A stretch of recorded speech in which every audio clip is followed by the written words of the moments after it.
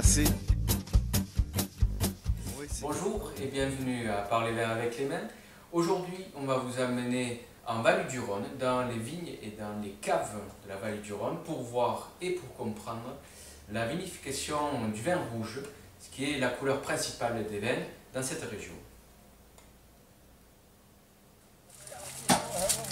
Après la coupe des raisins, un tri va être effectué afin d'avoir une vendange la plus propre possible.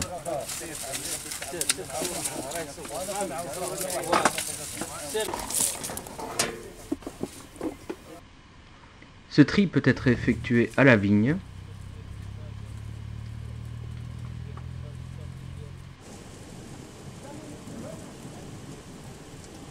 ou à l'arrivée à la cave sur une table de tri. Par la suite, les grappes de raisin passent dans un érafloir qui sépare les raisins de la partie verte de la grappe qui pourrait donner un mauvais goût au vin. Dans un fouloir, les graines de raisin sont légèrement écrasées pour faciliter la libération du jus.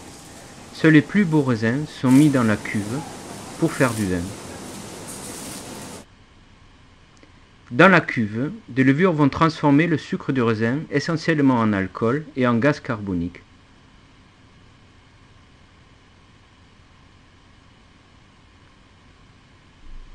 Ce dernier s'échappe vers le haut de la cuve, entraînant des parties solides, pellicules, pépins et morceaux de pulpe, qui formeront ce qu'on appelle le chapeau de marc, au-dessus du jus en fermentation.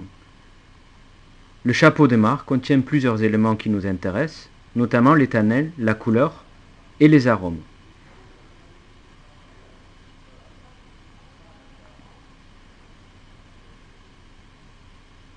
Pour les extraire et les récupérer dans le vin, on va travailler le chapeau de marc. On peut faire plusieurs remontages par jour.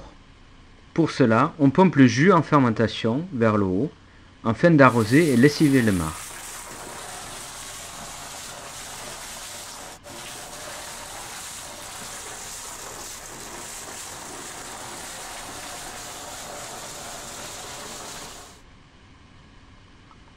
Une autre technique, le pigeage, consiste à enfoncer le chapeau de marc dans le jus.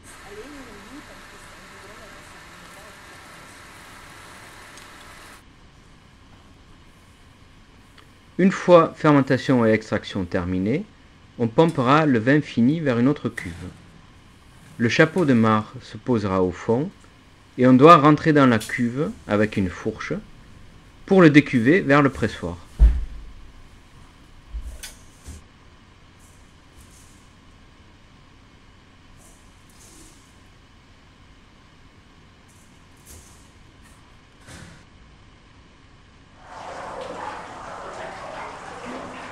À la sortie du pressoir, on obtient le vin de presse.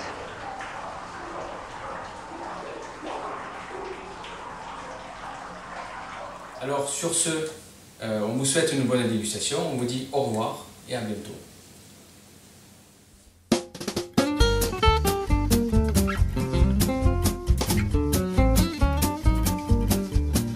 Temps passé pour essayer de comprendre, s'est transformé pour moi en temps perdu. Il est grand temps